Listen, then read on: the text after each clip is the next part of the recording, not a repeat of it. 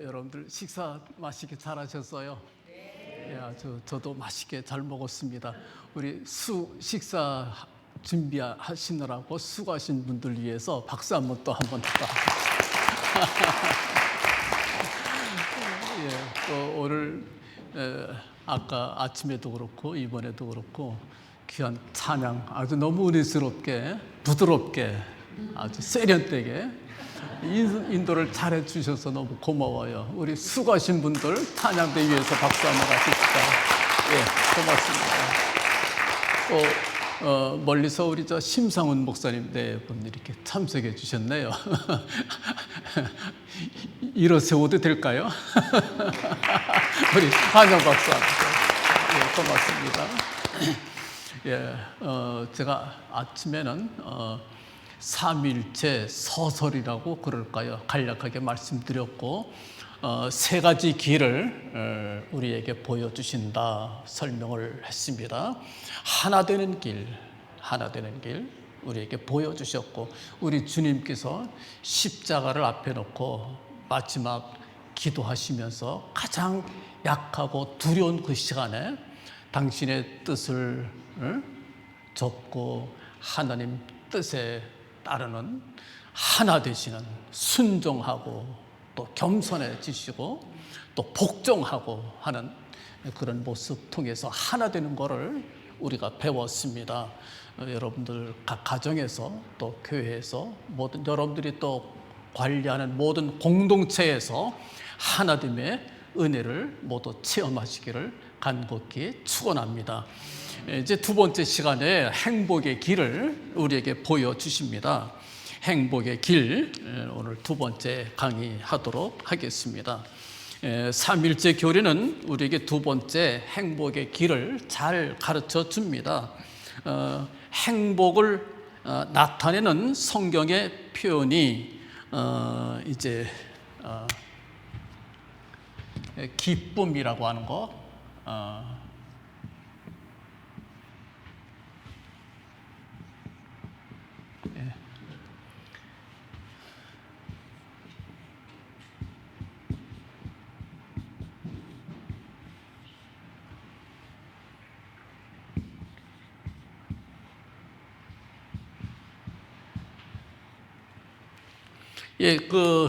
우리 신약 성경에는 헬라어로 카라가 이제 기쁨이에요. 기쁨 또는 희락.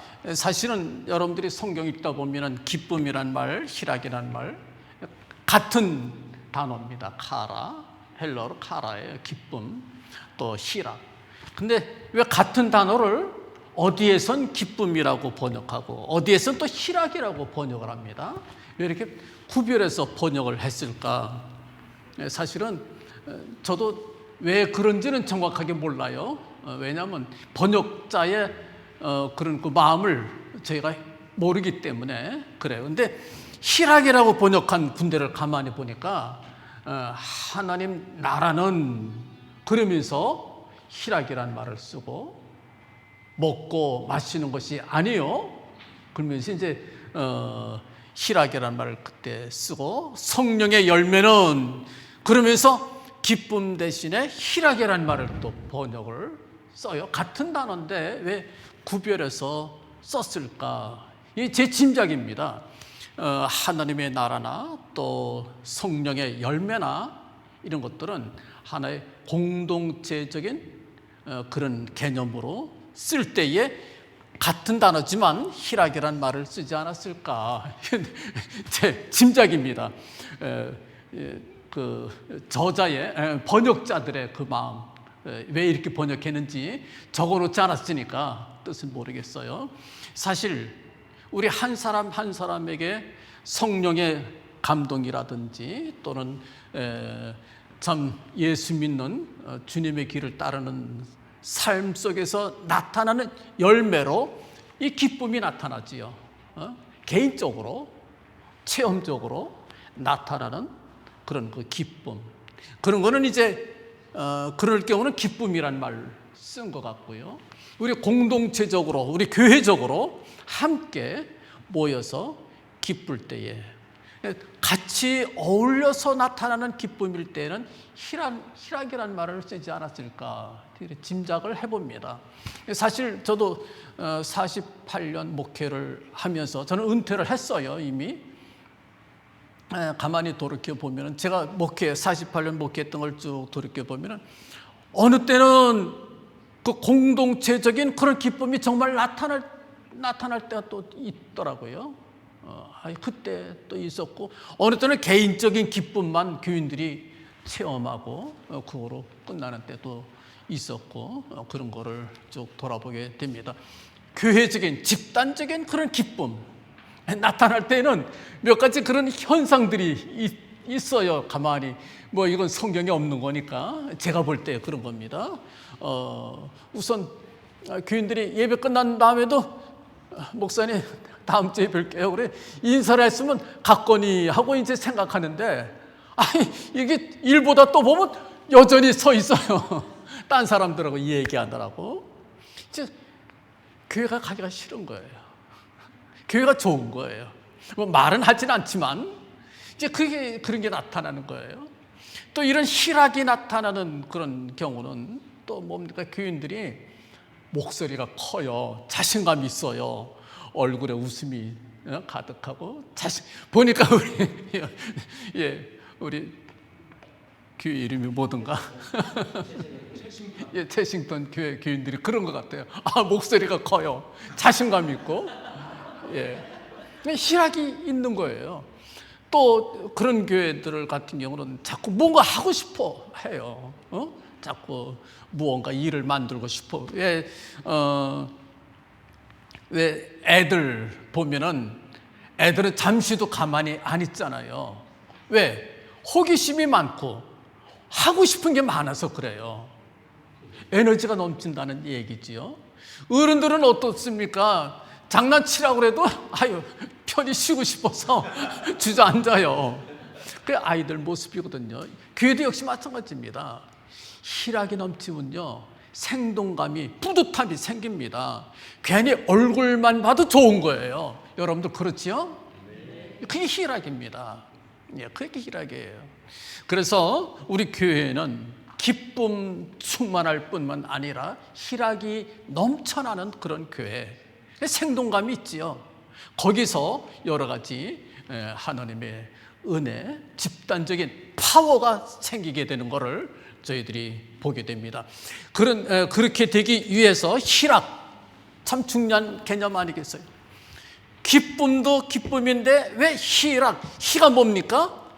기쁠 희자, 즐거워할 낙자, 더블에 더블, 기쁘고 즐거워하는 집단적인, 거기서 능력이 나타납니다.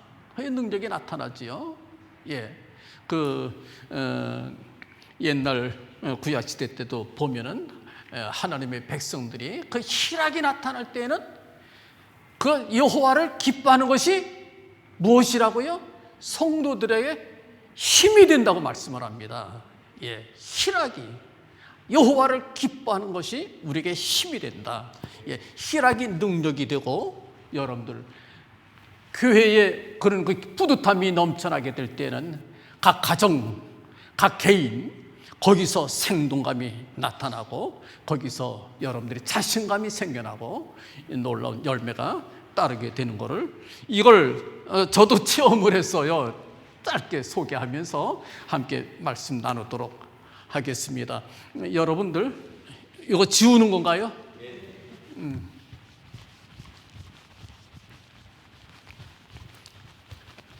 요 카라, 요거는 좀 제가 남겨둘게요. 혹시 필요하신 분들 있으면 적어두세요.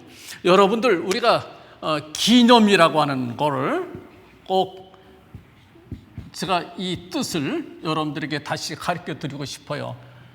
영어로 뭐죠? 기념이? commemoration.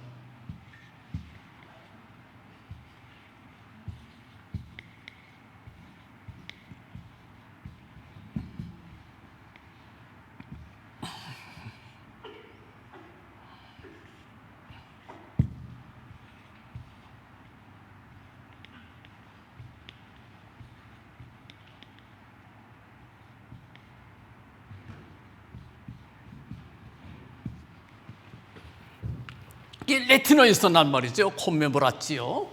이 두 가지 말이 플러스 된 말입니다. 콤은 뭔가요? 콤은 위드예요. 함께. 메모라치오는 뭡니까? 메모라치오. 이거는 기억하단 말이에요. 메모리에서 난 말입니다. 이거는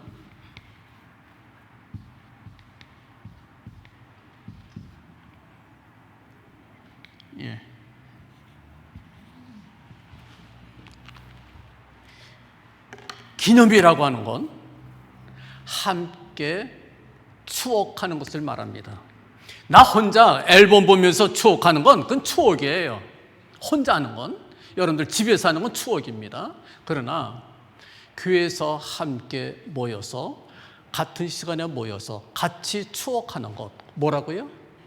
그게 기념이에요. 성경에 기념이 나올까요? 안 나올까요?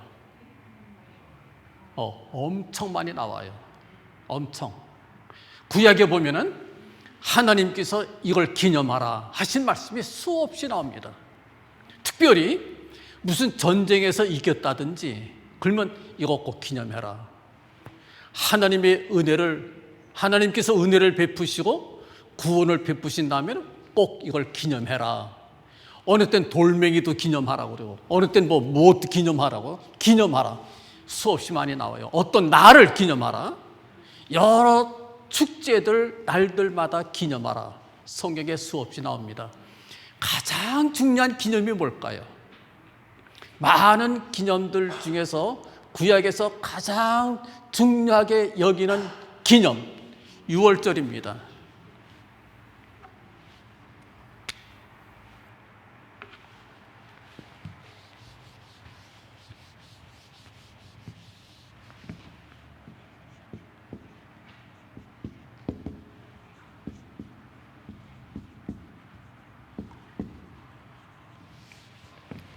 신약에서는 기념하라는 말이 나올까요? 안 나올까요?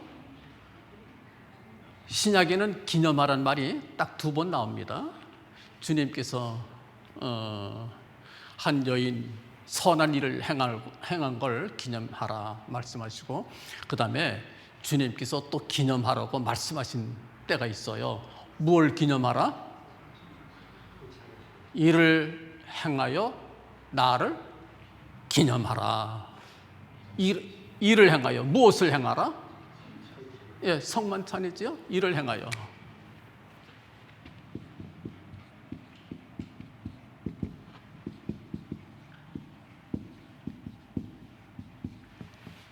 근데 여러분들 누구를 기념하라? 일을 행하여? 주님 자신을 기념하라. 우리한테 명령하신 명령이에요. 그런데 우리가 꼭 기억해 두셔야 될 것은 주님께서 말씀하신 성만찬과 우리가 생각하는 성만찬과 개념이 차이가 나요. 우리가 생각하는 성만찬은 뭡니까? 예, 떡 띄고 이거 하는 것만 성만찬으로 생각해요. 사실은 주님께서 말씀하시는 일을 행하여 이건요 모든 예배를 다 포함하는, 옛날 초대교회 때는 매주일 예배 때마다 성만찬을 했어요. 사실은 오늘날 이게 분리가 돼서 그렇지 원래는 예배 때마다 성만찬을 행했고, 주님께서 말씀하실 때에는 우리가 생각하는 성만찬 그때만 예수님 기억하라 그게 아니에요. 모든 예배를 포함한 성만찬이다. 이걸 여러분들이 염두에 두시면 좋아요. 이게 사실은 여러분들, 그래서 옛날 구약시대 때 유월절 무슨 뜻입니까? 왜 그런 명령을 하셨을까요? 다른 거 아닙니다. 유월절이 뭔가요? 옛날 이스라엘 백성들이 애굽에서 탈출해서 나온 것, 하나님께서 바로의 손아귀 위에서 노예 생활하는 그 백성들 구출해 내주신 것, 바로의 군사들이 막 따가닥 막 쳐들어오는데 앞에는 홍해바다가 놓여있고, 그 위급한 순간에 하나님께서 바다를 여시지 않습니까? 아슬아슬한 순간에 그 탈출해가지고 나오면서 그 다음에 그 사람들이 또 쫓아와서 붙잡으려고 할 때에 어떻게 됩니까? 바다가 그냥 뭉쳐버리고 다 수장되잖아요. 그걸 보면서 미리암과 여인들이 소고를 들고 나와 춤을 추는 거예요. 하나님의 구원하심을 기뻐하고 그걸 기념하는 거예요. 예, 수많은 이집트 장자들이 죽음에도 불구하고 이스라엘 하나님의 백성들은 양의 피를 문 좌우설주에 발랐더니 죽음의 사자가 뛰어넘어간 거예요. 6월절 뛰어넘어간 거예요. 하나님 우리 구원해 주신 거예요. 그러니까 여러분들 지금도 심지어 그걸 지금까지 유대인들은 지킵니다. 6월절을 지금까지. 왜 그래요? 6월절을 지키면서 그들의 마음이 무슨 생각 떠오를까요? 무슨 생각 떠오를까요, 여러분들? 예, 하나님께 대한 고마움, 감사합니다, 여러분들. 감사. 이 감사한 마음이 넘치게 되는 것. 그러니까 6월절을 기념하는 거예요. 하나님의 능력과 하나님의 구원하심과 하나님의 은총을 함께 모여서 추억을 하다 보면 감사한 마음이 폭발하게 됩니다. 이해가 되시지요? 하나님께서 바라시는 뜻은 바로 기념을 통하여 6월절 기념을 통하여 하나님께서는 하나의 공동체가 감사가 넘치기를 기대한다. 신약은 또 뭡니까? 주님께서 하신 말씀이 성만찬 이를 행하여 나를 기념하라. 성만찬 할 때만 기념하라는 얘기가 아니라 예배 때에도 주님의 죽으심을 기념하는 거예요. 십자가의 귀한 은혜와 사랑을 이걸 누군가요? 몰트만의 표현을 빌리자면 회상하는 거예요. 회상한다. 회상이라는 말을 썼는데 추억하는 거지요. 주님께서 십자가 위에서 나 위해서 돌아가셨어. 주님께서 나의 모든 죄와 허물을 대신해서 저주를 받으셨어. 그러니까 회상하면서 나 혼자 하는 게 아니라 같이 모여서 회상할 때에 이게 기념이에요. 이해가 되시면 아멘들 하시죠. 아멘이에요. 그럴 때에 우리는 기쁨 넘치게 돼요. 사실은 오늘 우리 귀한 찬양해 주시는 분들 찬양할 때 우리도 모르게 손이 올라가고 또 아멘이 되고, 이게 이제 주님의 십자가와 은혜를 이게 회상하도록 하고 추억하도록 하는 거예요. 나 혼자 하는 것도 기쁨이 있지만 나 혼자 하는 게 아니라 주님 명령은 같이 해라. 같이 메모랐지요. 메모랐지요. 같이 추억해라. 그러면서 우리가 주님에 대한 고마움과 감사함이 넘치게 됩니다. 감사가 넘치게 되면 어떻게 되시지요? 감격하게 되지요. 감사는 내 생각으로 마음으로 하나님 주님 앞에 감사하고 은혜를 내가 찬송합니다. 근데 이게 감격이 되면 어떻게 됩니까? 내 몸으로 나타나는 거예요. 눈물이 쏟아지고 손이 올라가고 기쁨의 노래 부르면서 심지어 춤까지 추게 됩니다. 이걸 신학자들은 또 뭐라고 그러는 거 아니? 그 몰트만 박사가 그런 성령의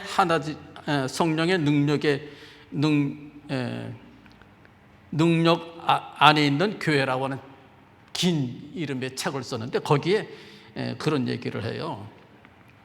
우리 주일 예배에는 초대교회 처음 시작할 때에 이게 부활 축제입니다.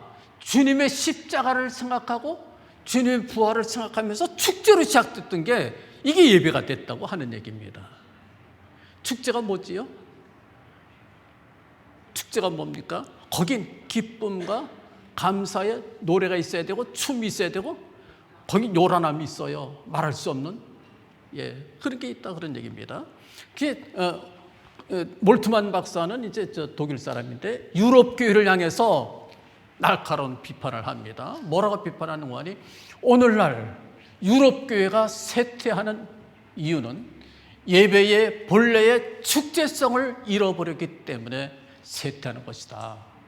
그런 얘기를 해요.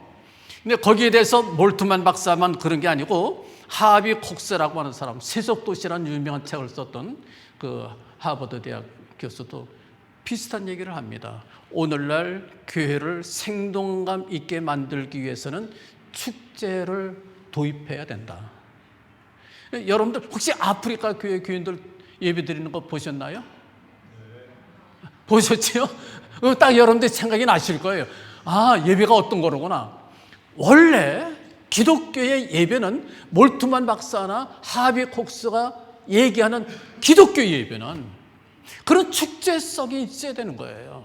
거기 감격이 있고 거기 감사가 넘쳐서 감격이 나타나는 거예요. 거기 눈물이 쏟아져야 되고 그냥 가만히 앉아서 생각으로만 이렇게 하는 그런 감사가 아니라 견디지 못해서 일어서야 되고 팔을 올려야 되고 박수를 쳐야 되고 춤을 춰야 되는 그 감격이에요. 그게.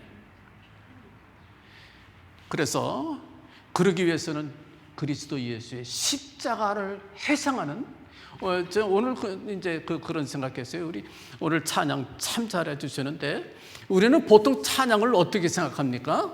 예배 준비하는 것이다. 그러죠? 예배 준비하러 찬양합시다 이렇게 얘기하는데 이렇게 보면 어떻게 됩니까?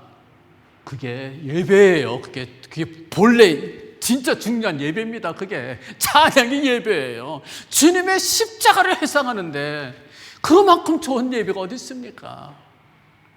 거기에 감격이 먼저 돼야 되고 거기서 이미 예배는 그거로 충분해요. 나머지 거는 뭐냐? 더해 주시는 또 다른 은혜예요. 그게 그 다음에 더해 주시는 거지요. 이것도 가잖아 저것도 가잖아. 설교도 하고 광고도 하고 막 헌금도 하고 그 다음에 부어주시는 은혜, 또 다른 더해 주시는 은혜다. 이렇게 여러분들이 생각하시면 돼요. 찬양 예배 준비를 위해서 하는 순서가 아닙니다. 그게 예배예요. 주님의 십자가를 찬송하는 것. 제가 가만히 생각하면서 옛날에 많이 불렀던, 요즘은 좀 그런 찬송 잘 안 하는데 옛날에 나 먹보다도 더 검은 죄로 물든 마음 변찮은 주님의 사랑, 어른들이 이걸 얼마나 불러대는지 짜증이 났어요. 나 어려서 맨날 모이면 이 찬송 부르는 거야. 이 찬송 부르면서 울고 또 주책스러워 울기도 하고 저게 뭐 저렇게 좋을까. 근데 돌이켜볼 때에 오늘날 우리가 찬양하는 찬양은 이런 거 안 부르잖아요. 시시해서 또 고리타분하다고. 그러나 본래 기독교 초대교회가 시작할 때에 불렀던 찬송의 이게 본류가 아니겠어요?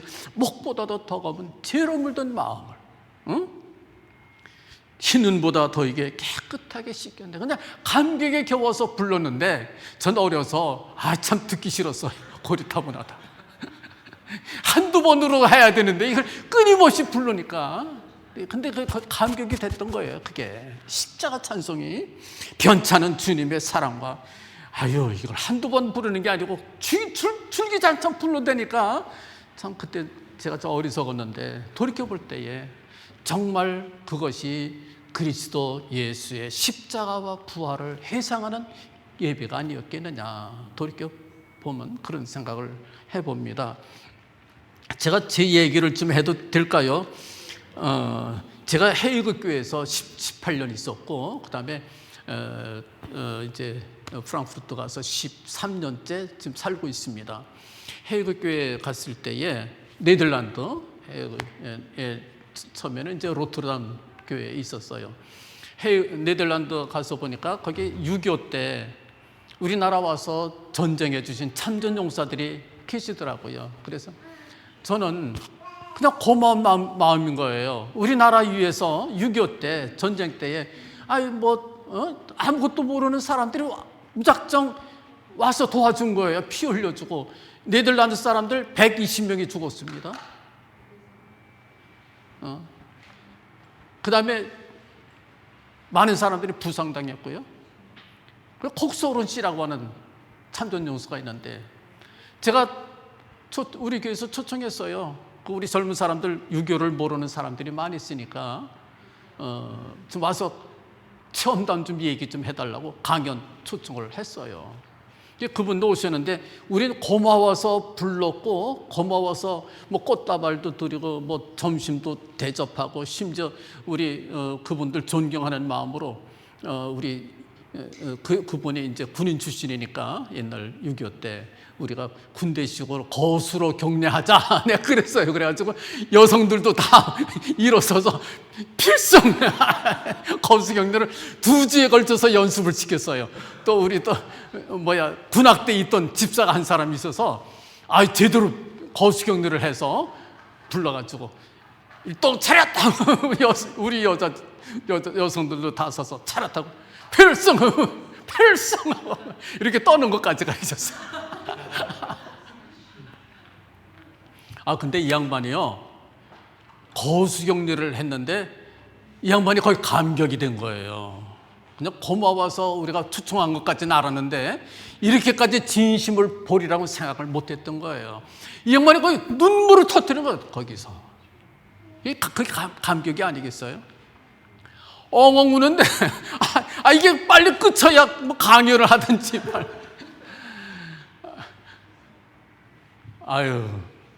저는 담임 목사니까 이번 이 강연은 완전히 망쳤다 생각했어요. 왜냐하면 강연을 못했어요. 우느라고. 아저씨가 울다가 갔어요. 근데 그 다음에 간 다음에 난 이거 행사 망쳤다 생각했는데 우리 교인들이 우리는 감사했고 그 양반은 감격했는데 감격이 또다시 감격을 낳은 거예요. 눈물을 보고 난 우리 교인들이 그 다음에 저한테 새로운 제안을 하더라고요. 목사님, 내년부터는 네덜란드 참정사다를 다 부릅시다. 다 불러서 우리 잔치합시다. 몇 명인지도 모르고 무작정 부르자고 그래요. 정말 그렇게 불렀어요. 그 다음에 끊임없이 그렇게 하는데 이게 참 감사가 감격을 낳고 감격이 또 감격을 낳고 그러면서 이 기쁨이 생산이 되는 거예요. 기쁨이 생산이 되더라고요. 이제 그런 다음에 오래 하다 보니까 교인들 중에는 입이 나오기를 시작하는 거예요. 목사님, 이거 꼭 우리가 해야 돼요? 대사관도 있고, 한인회도 있고 다 있는데, 왜 우리가 힘들게 우리 교회에서 해요? 뭐 그런 사람들도 있고. 또 이제 참전용사들 우리가 위로하다 보니까 뭐 불고기도 해주고, 뭐 또 애들 나와서 춤도 춰주고, 또 우리 태권도 하는 사람 또 와서 태권도도 보여주고, 한국 거. 근데 그분들한테는요, 뭘 해도 좋은 거예요, 뭘 해도. 잘하고 못하고가 없어요. 당신들 와서 피 흘렸던 나라니까 무조건 좋은 거예요. 무조건 100% 좋은 거예요. 그때 한국에서는 뭐 한국 정부를 비판하고 뭐 그런 비판도 많고 교인들 중에도 비판하는 사람들도 많고 그런데 그분들은 일편단심 대한민국 그러면 그냥 애국자예요. 우리보다 더 애국자예요. 이제 그런 걸 보면서 우리 교인들도 마음이 새로워지는 거예요. 그러다가 이 무용도 보여줬는데 무용하다가 연습하다가 발이 삐었어요. 어떤 교인이 그 시험이 들었어요. 이거 왜 합니까? 이런 걸 왜 우리가 꼭 해야 됩니까? 이거 해서 그 사람들 예수 믿는 것도 아닌데 우리 교인 되는 것도 아닌데 왜 합니까? 이제 그렇게.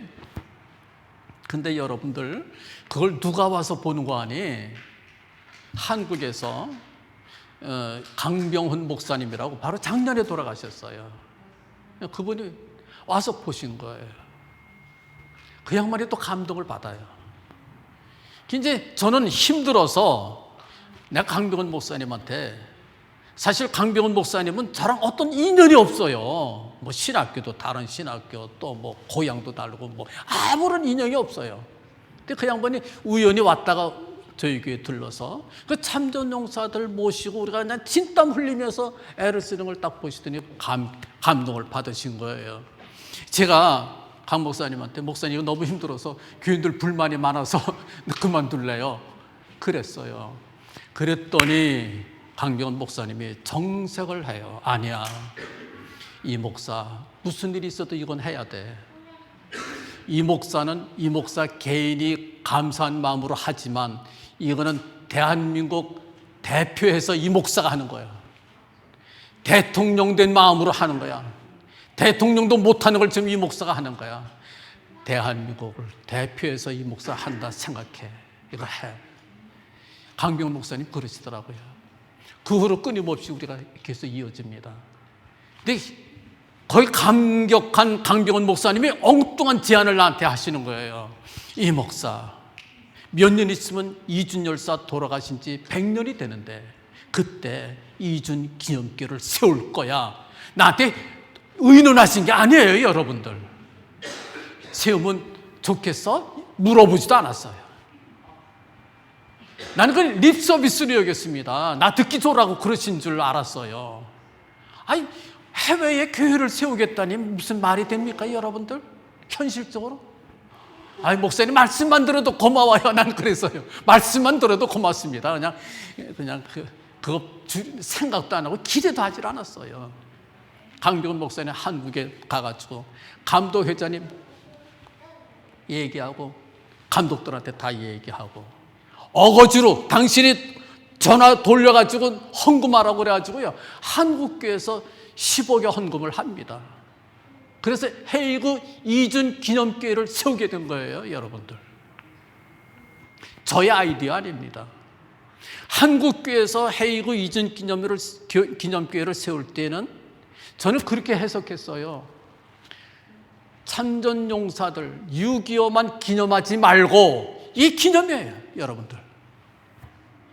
함께 모여서 6.25 때에 저들이 얼마나 고생했을까? 참 고맙다. 함께 모여서 날짜 잡아서 추억하는 것. 참전용사들만 기념하지 말고 우리나라 애국자, 우리 한국교회의 감리교 집사였던 이준 열사도 기념해달라. 그것도 기념해달라. 그런 뜻으로 헤이그 이준 기념교회를 세우게 됐다라고 하는 걸 여러분들한테 말씀드립니다. 기념할 때에 감사가 넘치게 됩니다. 기념하게 될 때에 감격으로 승화합니다. 감격의 또 다른 기쁨과 그것이 어떻게 된다고요? 희락으로 번지게 돼요.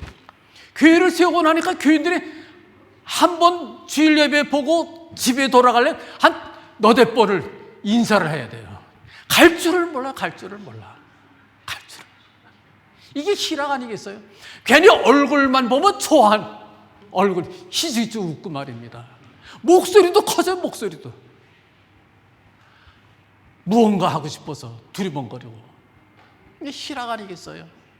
예, 우리 채싱턴 맞죠? 채싱턴 교회 지금까지 있던 희락 더 넘치시기를 주님의 이름으로 간절히 축원합니다. 예.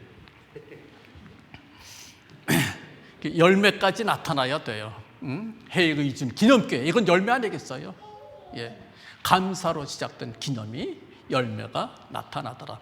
여러분들 각 가정마다 개인들마다 요 희락의 열매가 나타날 수 있기를 간절히 바랍니다.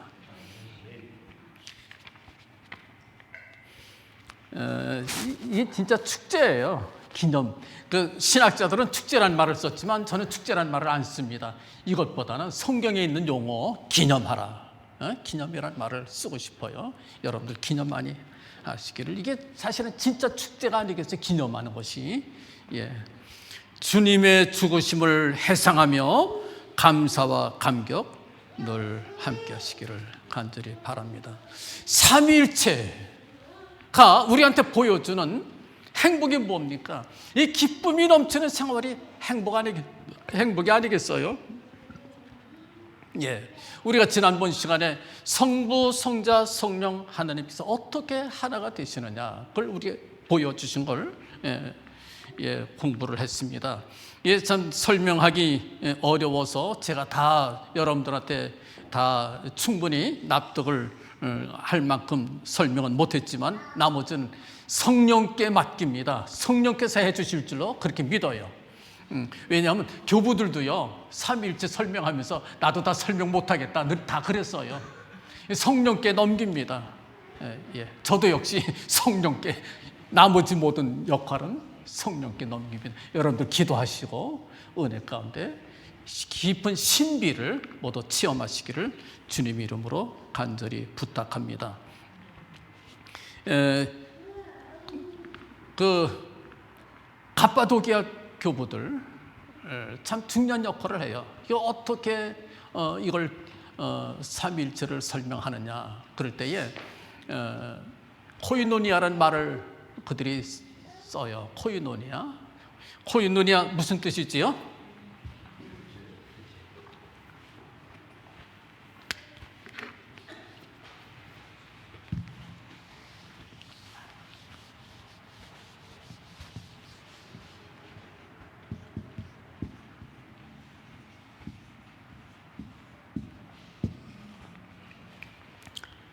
교제 또는 친교 뭐 여러 가지 그런 말로 번역을 합니다. 그러나 우리 교회에서 쓸 때는 그냥 그 세속적인 코이노니아 또 교제 이런 것과 거의 구별하지 않고 막 써서 코이노니아 그러면 여러분들이 아마 익숙한 단어로 아마 이게 별 감흥이 없을 거예요. 그러나 이게 원래 성서에서 쓰는 코이노니아는 성령의 감동으로 이루어지는 신령한 교제를 말합니다. 교회 안에서의 교제를 말해요. 성령으로 말미암아 이루어지는 신령한 교제가 코이노니아다. 이 코이노니아의 뜻을 조금 더 깊이 살필 필요가 있어요. 제가 이제 그 렉시콘을 뒤져봤는데 세 가지 중요한 뜻으로 나누어집니다. 첫째가 나누어 갖는다라고 하는 뜻이 있어요. 좋은 것을 나누어 갖는다. 좋은 것 나누는 것 이게 교제입니다. 두 번째로는 함께 속한다. 함께 속한다. 특별히 함께란 말이 중요합니다. 함께 있는 것. 또 세 번째로 참여자가 되고 관계자가 된다. 서로 얽히는 걸 말합니다. 얽혀서 함께 일하는 이게 코이노니아예요. 이게 코이노니아입니다. 협력하고 협동하는 것 그게 코이노니아의 세 가지 개념이에요. 여러분들 성삼위 하나님께서 어떻게 코이노니아를 하시는지 한번 봅시다. 우리 성경 다 갖고 오셨죠? 있으신가요? 요한복음 17장 한번 열어봅시다.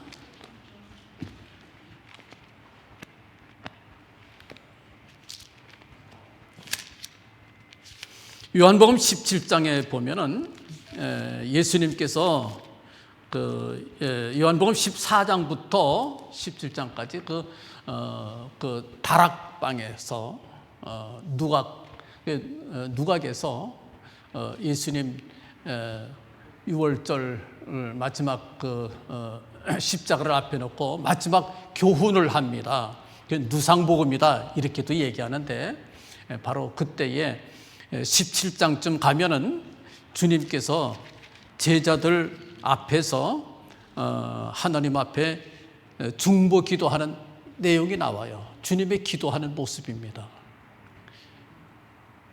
남겨둘 당신의 제자들, 당신을 따르는 백성들을 위한 하나님 아버지와 백성들을 위한 중보 기도를 본문에서 합니다. 우리 17장 1절 말씀 다 같이 한번 읽어보실까요?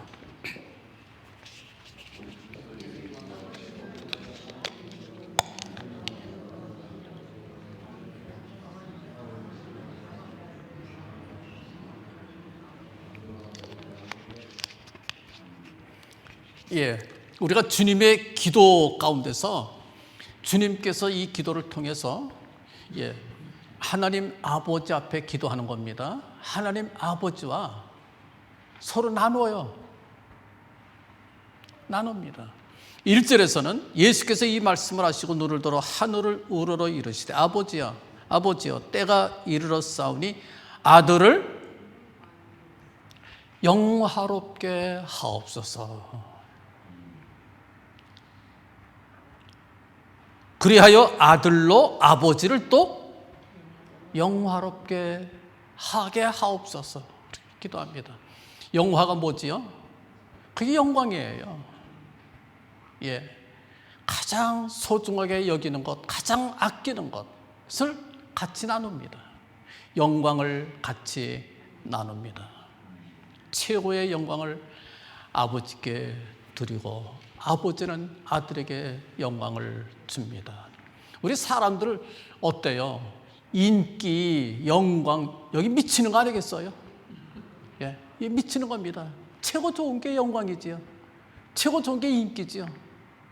가장 좋은 영광 하나님께서 성자 예수님께 드리고 성자 예수님은 가장 좋은 영광 아버지께 올려드립니다. 영광 나눴지요. 2절 또 다 같이 읽어보시지요.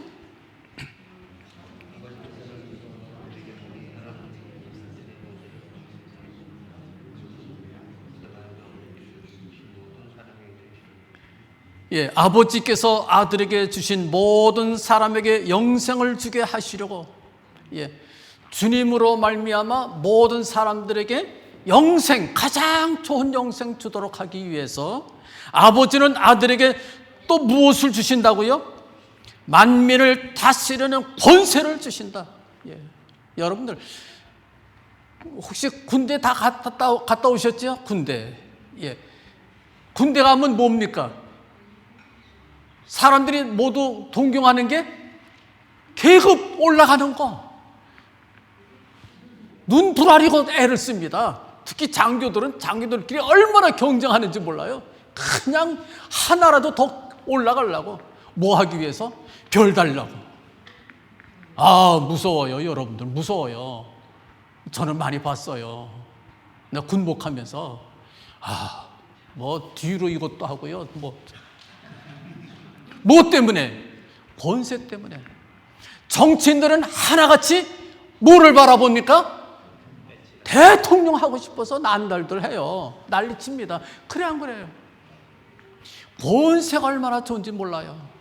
한번 권세를 잡게 되면 양보 못해요.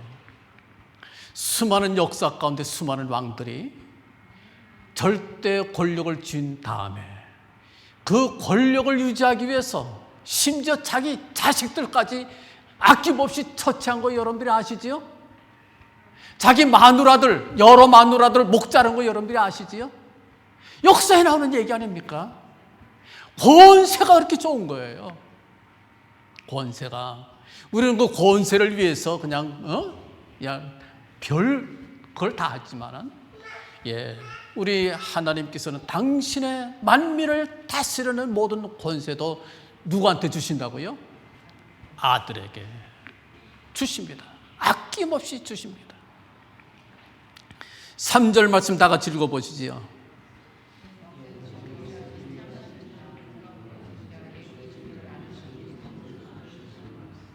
예, 그 다음에 쭉 내려가서, 예, 7절 한번 다 같이 읽어보실래요?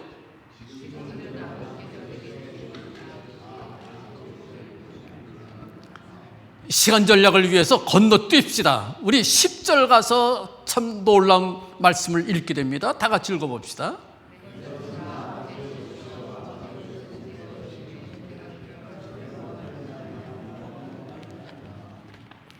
주님께서 하신 말씀입니다.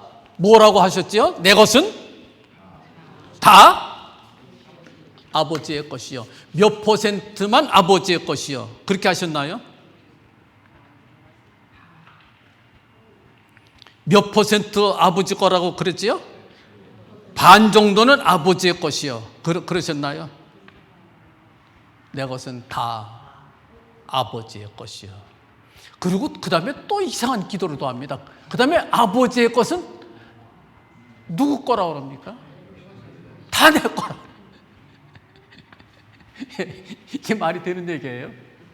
거래할 때 이렇게 하다가 큰일 나죠. 조금 주면서 내 건 다 당신 거고 당신 건 다 내 거야. 이 계약이 성립될까요?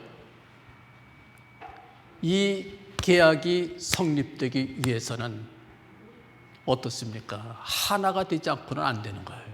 그래서 우리는 성삼위 일체를 우리가 믿어요. 호모이우시우스가 아니라 호모우시우스. 동일 유사 본질이 아니라 동일 본질이다. 아타나시우스가 주장했던 것처럼 우리 여전히 똑같이 우리도 그걸 주장합니다. 하나이시다. 나의 것은 다 아버지의 것이요. 다 드린 거예요. 아버지의 것은 다 나의 것입니다. 여러분들 이거 누구 기도라고요? 주님의 기도. 그런데 여러분들, 제가 오늘 여러분들한테 또 다른 걸 가르쳐 드릴 거예요. 요한 1서 1장 가서 한번 봅시다. 요한 1서 1장 가서 봅시다.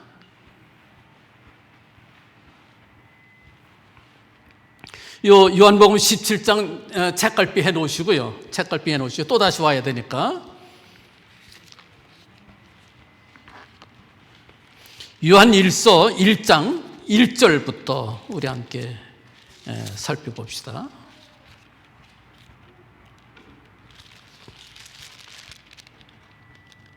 일 절 말씀 다 같이 읽어보시죠.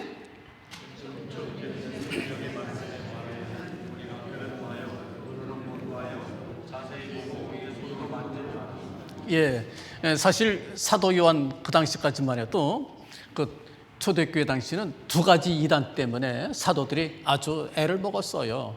사도 바울 같은 경우는 유대주의, 율법주의 이단 때문에 아주 애를 먹었고, 그 사도 바울이 거기 대처하느라고 갈라디아서 또 로마서 이런 걸 쓰지요. 그 다음에 또 다른 이단들이 있었어요. 도케티즘이라고 하는 가현설주의자들. 예수님이 십자가를 지는 척 했다고 그러는 거예요. 예수님 십자가, 어떻게 하나님이 사람이 되지? 아니야. 사람이 된 척 하신 거야. 그렇게 우리가 보였던 거야. 이 가현설주의자들이에요. 그래서 사도 요한이 그걸 반박하기 위해서 요한복음을 쓰고 요한 1서를 씁니다. 바로 본문에 그걸 확실하게 전해주는 거예요. 태초부터 있는 생명의 말씀에 관하여는 누굴까요? 예수님. 우리가 들은 바요, 눈으로 본 바요, 자세히 보고 우리 손으로 만져봤다. 무슨 얘기입니까? 주님은 정말로 육을 가지고 이 땅에 오셨어. 우리가 봤다니까. 우리가 들었다니까. 아니, 내가 만져봤어. 그 얘기예요. 예. 엉뚱한 얘기하는 사람한테 가장 확실한 증거가 뭡니까? 내가 봤어. 내가 들었다니까. 이것처럼 확실한 게 어디 있어요? 예수님이 이 땅에 몸을 쓰고 오신 거예요. 아니야, 그렇게 잘못 봤지. 아니야, 내가 봤어. 들었어. 내가 거기 무릎에 앉아서 주물러 봤어. 손으로 만진 바. 이걸 누가 얘기해요? 사도 요한이 얘기합니다. 그리고 요한복음에서는 그의 무릎에 누웠다. 그것도 기록을 해요. 도케티즘에 대해서 자신있게 내가 봤다는데 어째요? 가장 확실한 게 뭡니까? 내가 봤다, 내가 체험했다. 여러분들, 우리 믿음도 내가 체험한 이상 참 좋은 게 없어요. 확증하는 것. 내가 봤다니까. 그런 사람 앞에 어떻게 할 말이, 더 이상 할 말이 없지요. 내가 봤다는데, 내가 들었다는데, 내가 만져봤다는데. 그 다음에 2절 말씀 다 같이 읽어보시죠.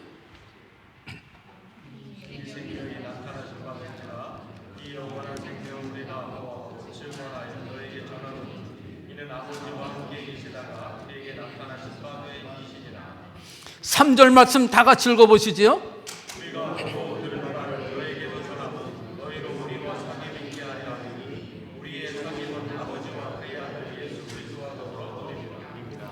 예, 이와 같이 예수 그리스도를 누누이 강조하고 그의 오심을 얘기하고 성육신을 얘기하고 그의 십자가 처형을 얘기하고 부활을 얘기하고 누누이 예수 그리스도에 관하여 이렇게 얘기하는 이유가 무엇입니까? 3절 말씀 보니까 우리가 보고 들은 바를 너에게도 전함은 너희로 우리와 무엇이 있게 하려 함이라? 사귐. 이게 뭘까요? 헬라로 뭐라 그럴까요? 코이노니아라는 말을 써요. 이게 헬라어로 코이노니아입니다. 여기 사귐이 우리와 사귐이 있게 하려 함이라. 예, 누구로? 누구와 사귐이에요? 예, 우리의 사귐은 사도들의 사귐, 성도들의 사귐을 말합니다. 우리의 사귐은 누구와? 아버지, 누구지요? 성부 하나님. 아버지와 그의 아들, 누구? 예수 그리스도와 더불어가 뭐예요? 이게 바로 코이노니아예요. 위드, 더불어. 무엇이 있게 하려 함이라? 사귐이 있게 하려 함이라. 여러분들 이건 그냥 들으면 안 됩니다. 감격스러운 초청이에요. 우리가 성삼위일체를 배웠지만 성삼위일체를 지식적으로만 알고 여러분들이 간다면 아무런 능력이 못 됩니다. 배우나 마나예요. 들으나 마나예요. 그러나 오늘 이 말씀을 통해서 새롭게 깨닫는 건 뭡니까? 삼위일체 속에 우리를 초청해 주신다고 하는 것. 우리로 하여금 하나님과 그의 아들 예수 그리스도와 더불어 무엇을? 사귐이 있게 하려 합니다. 이해가 되시나요? 또 믿으시나요? 감격이지요. 감격이에요. 그렇다면 요거 마주 읽고 갑시다. 4절 말씀 다 같이 읽어보시죠.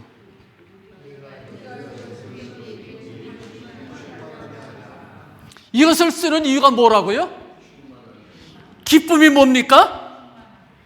예, 기쁨이 충만한 기쁨. 이걸 위해서. 행복이 어디 따로 있어요? 이게 행복이지요. 이 속에 우리를 초청해 주신 거예요. 이제 여러분들 요한복음 17장 다시 돌아옵시다. 책갈피 했었지요? 요한복음 17장 10절 말씀 상반절만 다 같이 읽어보시지요.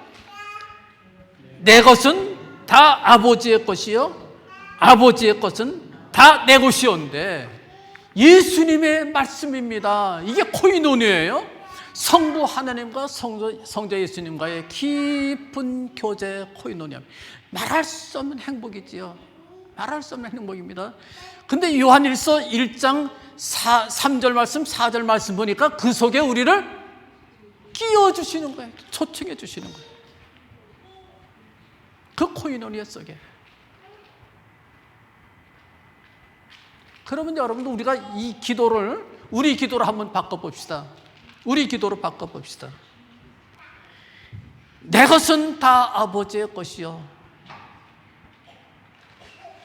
아버지의 것은 다 내 것이니. 이게 말이 됩니까, 여러분들? 그러나 하나님 말씀이기 때문에 믿으세요. 큰 기쁨이에요. 말할 수 없는 감격이죠. 우리에게는. 우리에게 있는 게 얼마나 됩니까? 하나님, 내 것은 다 당신 겁니다.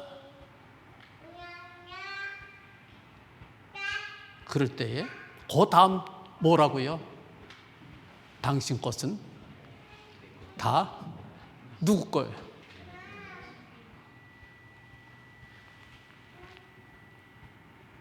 믿어지기 어렵지요? 믿으세요. 하나님 약속입니다. 이게 감격스러운 거예요. 저는 참 내 걸 다 바쳐라 이런 설교하면 그 이단 개수가 되죠. 이단자들이 종종 교인들 미혹할 때에 다 바치라고 복 받는다고 그러고 그냥 뭐 이렇게 하는데, 제가 이 얘기한다고 여러분들 오해하지 마시기 바랍니다. 예, 하나님 말씀이에요. 그냥 그대로 그 속에 우리를 초청해 주신 거니까. 저는 그래도 다행스럽다고 그럴까, 가진 게 많이 없었어요. 그러다 보니까 가끔 하나님 필요로 하실 때는 몽땅 드릴 때가 몇 번 있었어요. 감동 주시. 여러분들 아무 때고 다 드립니다. 그거 하지 마세요. 그건 제가 잘못 가르치는 거고, 재산 팔고 뭐 이렇게 하는 건 그건 이단자들이 가르치는 거고, 제가 여러분들한테 가르치는 거는 하나님 감동 주실 때에는 한번 여러분들이 또 해보세요. 순종해 보세요. 저는 내가 만약에 돈이 많고 재산이 많다면 아마 힘들었을 것 같은, 제가 이름을 붙여서 깝대기 한 겁니다. 그래.